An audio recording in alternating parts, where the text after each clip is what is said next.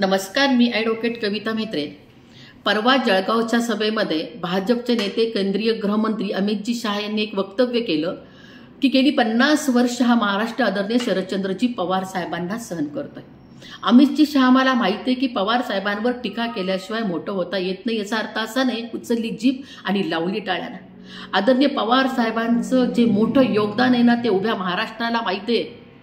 अमितजी शाह पवार साहेब कधीही तडीपार नव्हते। पवार साहेबांनी कधीही कुठेही दंगल पेटवली नाही। उलट मुंबईमध्ये ज्या बॉम्बस्फोट झाले होते तेव्हा कुठल्याही दंगली उसळल्या नाहीत। उलट समयसूचकता दाखवून आदरणीय पवार साहेबांनी मुंबई विदिन 4 दिवसात पूर्वपदावर आणली होती। आदरणीय पवार साहेबांनी गेली 50 वर्षांचे धोरणात्मक निर्णय घेतले, ते शेवटच्या माणसाच्या हिताचे घेतले।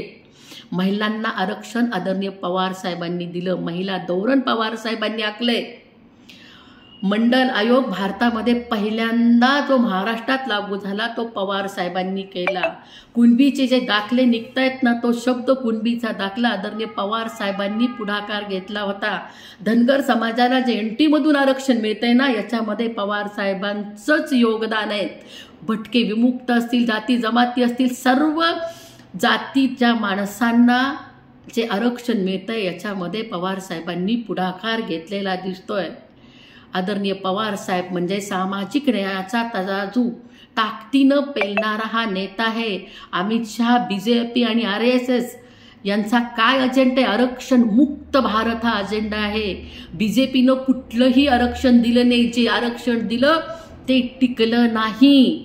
आदरणीय पवार साहेबांनी डॉक्टर बाबासाहेब आंबेडकरांचं नाव मराठवाडा विद्यापीठाला देण्यासाठी आपली सत्ता पणाला लावली होती। अमित शाह आपण सत्तेसाठी पक्ष फोडता आणि सत्तेत येता।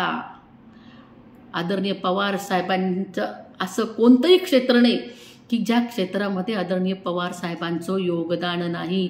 70,000 कोटी देऊन शेतकऱ्यांचं कर्ज आदरणीय पवार साहेबांनी माफ केले। 70,000 कोटी फळ उत्पादनासाठी पवार साहेबांनी दिले होते। कृषी मंत्री असताना हा देश अन्नधान्याच्या उत्पन्नामध्ये 1 नंबरला गेलाय। खूप मोठं आदरणीय पवार साहेबांचं योगदान आहे। फक्त महाराष्ट्रासाठी नाही, अमित शाह पूर्ण देशासाठी योगदान आहे।